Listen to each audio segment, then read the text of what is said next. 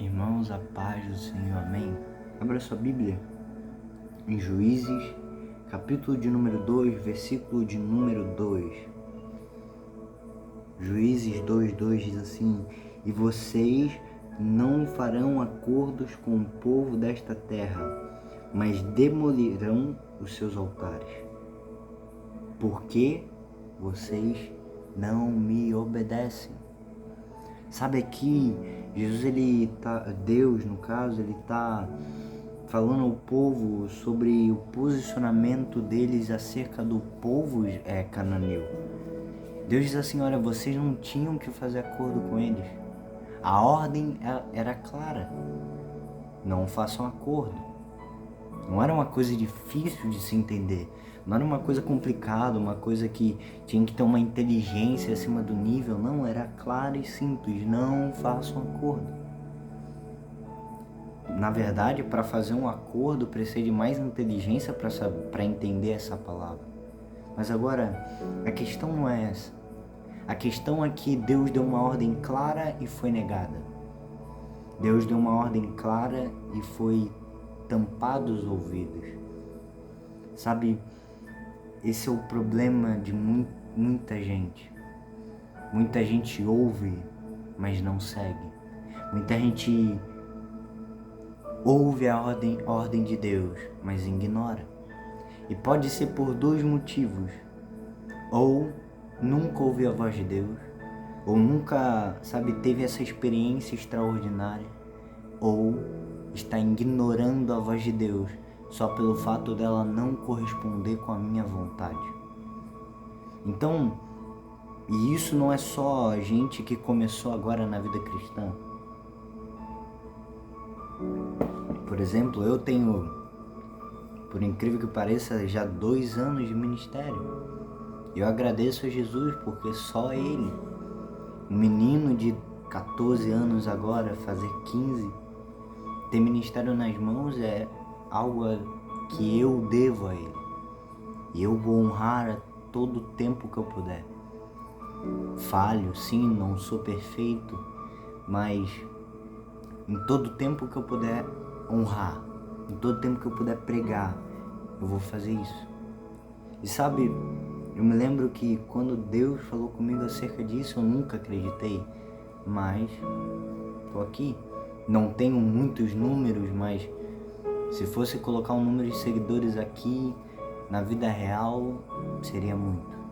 Mas sabe, o que eu quero que você entenda, o que eu quero que você mentalize, vamos dizer assim, obedeça a voz de Deus a todo tempo.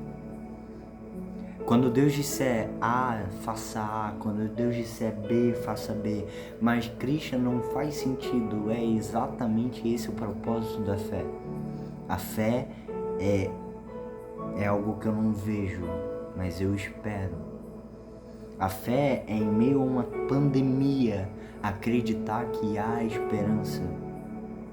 Muita gente olha para a pandemia e fala: não teve nada de bom esse ano. E ano passado também as pessoas falavam a mesma coisa. Eu creio do contrário. Eu creio que teve sim coisas ruins, não podemos negar, mas também teve muita coisa boa. Para pensar quantos casamentos poderiam estar por um fio, e graças à pandemia talvez possa ter melhorado ou piorado.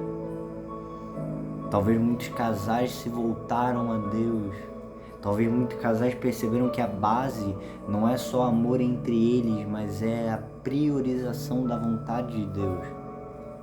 Então, aqui Deus ele está falando: olha, vocês foram contrários à minha palavra. Mas eu também quero, além de priorizar aquilo que é a vontade de Deus, eu quero dizer para você: não adianta de nada eu obedecer a voz de Deus, mas mesmo assim ser conivente.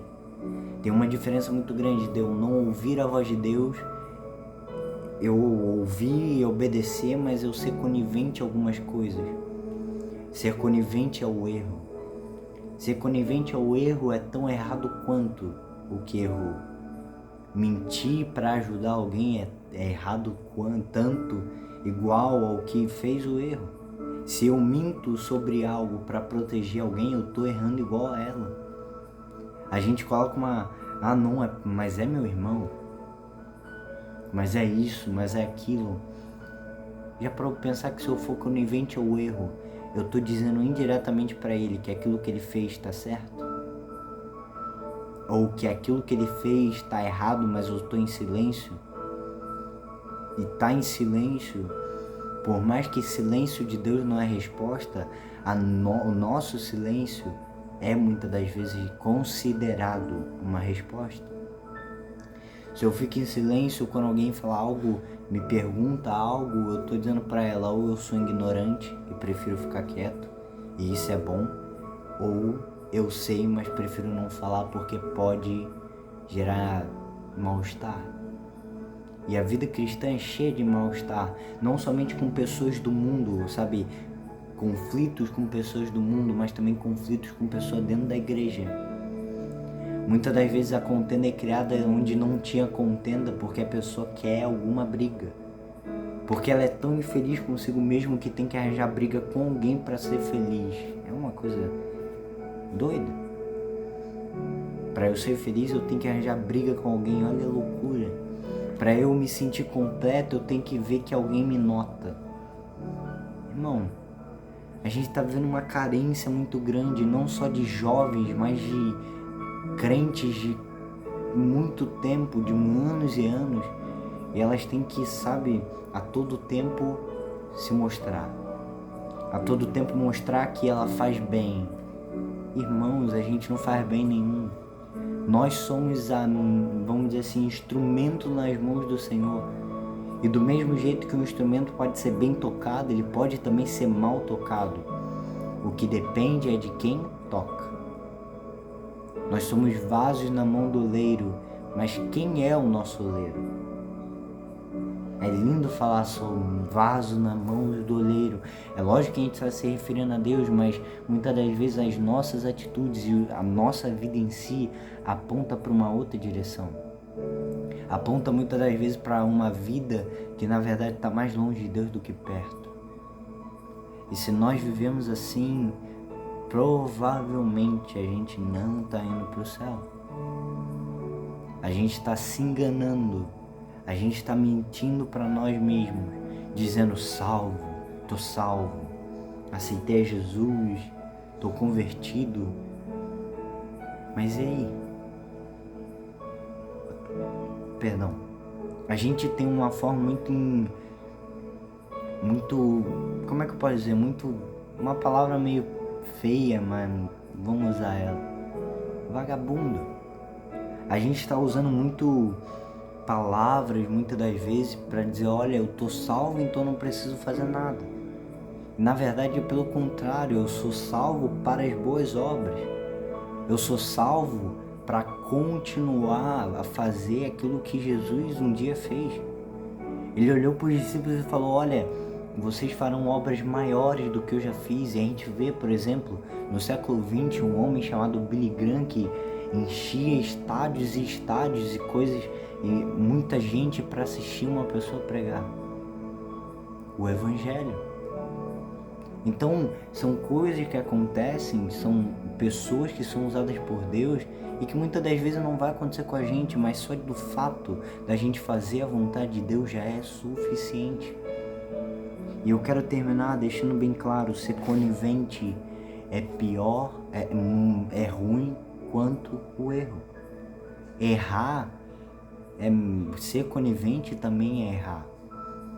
Ser conivente com o erro.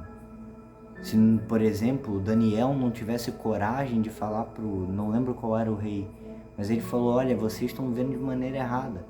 Aquilo que estava escrito na parede de que o reino eu não lembro o nome, mas que iria o reino cair, e ele ter coragem de olhar na cara do rei e falar, olha, o teu reino vai cair.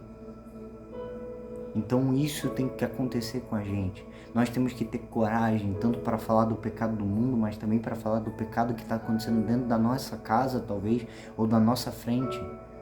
Mas a gente às vezes fica em silêncio para não gerar incômodo na igreja, na casa, na família, nisso, naquilo. Irmão, muitas das vezes o incômodo é o start, ou talvez o estalo, para aquilo que é mudança. incomodar é gerar mudança. Incomodar é mostrar que algo, uma frase que muitos dizem, algo de errado não está certo e precisa ser mudado. Se nós permanecermos calados, o erro vai continuar sendo feito e a gente vai continuar incomodado de uma forma ruim. Então que nós possamos às vezes gerar incômodo, mas para mudança. Gerar incômodo, mas para restauração.